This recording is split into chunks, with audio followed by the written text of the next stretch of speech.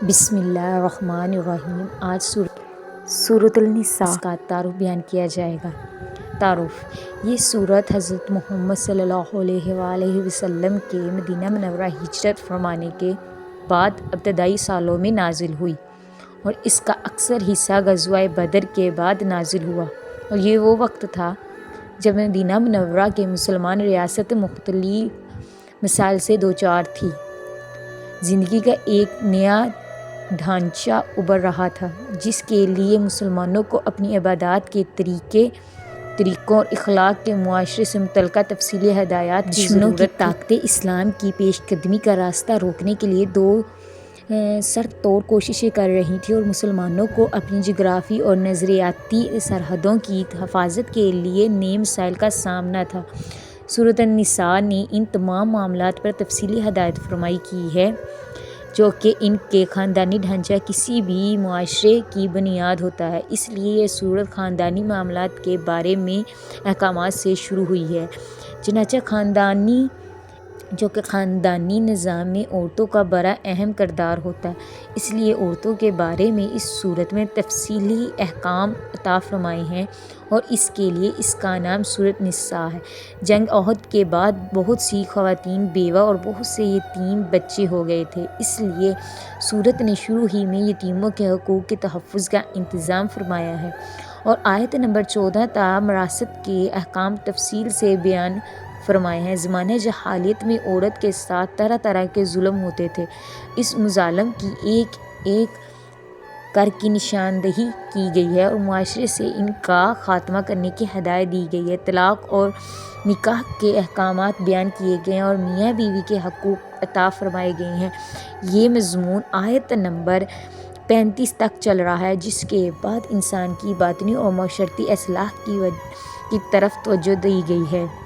لہذا آیت نمبر 43 میں تیمم کا طریقہ، اور آیت نمبر 101 میں سفر میں قضا نماز کرنے کی سہولت عطا فرمائی گئی ہے۔ جہاد کے دوران نماز خوف کا طریقہ آیت نمبر 102 اور 103 میں بیان کیا گیا ہے۔ مدینہ منورہ میں بسنے والے یہودیوں نے حضرت محمد صلی اللہ علیہ وآلہ وسلم سے معاہدہ کرنے کے باوجود مسلمانوں کے خلاف سازشیں کا سلسلہ شروع کر رکھا تھا۔ آیت نمبر 44 تا 57 اور 153 تا 175 میں ان کی بدعملیوں کو واضح فرمایا گیا اور انہیں راہ راست پر آنے کی ترغیب دی گئی ہے۔ آیت نمبر 171 اور تا 175 میں ان کے ساتھیوں کو بھی خطاب میں شامل کر لیا گیا اور انہیں عقیدے کے بجائے خالص توحید اختیار کرنے کی دعوت دی گئی۔ اس کے علاوہ آیت نمبر 58 تا 59 میں سیاست اور حکمرانی سے متعلقہ ہدایات آئی ہیں۔ منافقین کی بدعملیوں کو آیت نمبر 60 تا آیت نمبر 70 اور ان آیات اور پھر آیت نمبر 137 158 میں واضح کیا گیا ہے۔ آیت نمبر 71 تا 92 میں جہاد کے احکامات بیان کرکے منافقین کا بھی ہدایت کی تنقید کی گئی ہے۔ اسی طرح آیت نمبر 92 93 میں قتل کی سزا مقرر فرمائی گئی ہے۔ جو مسلمان مکہ میں رہ گئے تھے اور کفار کے ہاتھوں میں ظلم برداشت کر رہے تھے، ان کی ہجرت کے سلسلے میں آیت نمبر 7 تا 100 میں بحث آئی ہے۔ اسی دوران بہت سے تنازع حضرت محمد صلی اللہ علیہ وآلہ وسلم کے سامنے فیصلے کے لیے آئے گئے تھے۔ آیت نمبر 105 تا 115 میں ان کے فیصلے کا طریقہ آپ کو بیان کیا گیا ہے، اور مسلمانوں کو آپ کا فیصلہ دل و جان سے قبول کرنے کی تنقید کی گئی ہے۔ آیت نمبر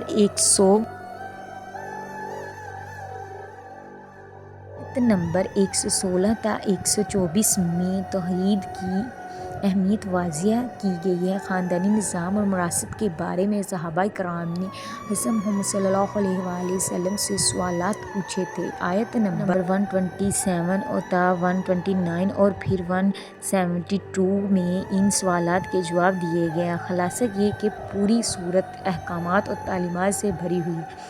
شروع میں تقویٰ کا حکم آیا ہے۔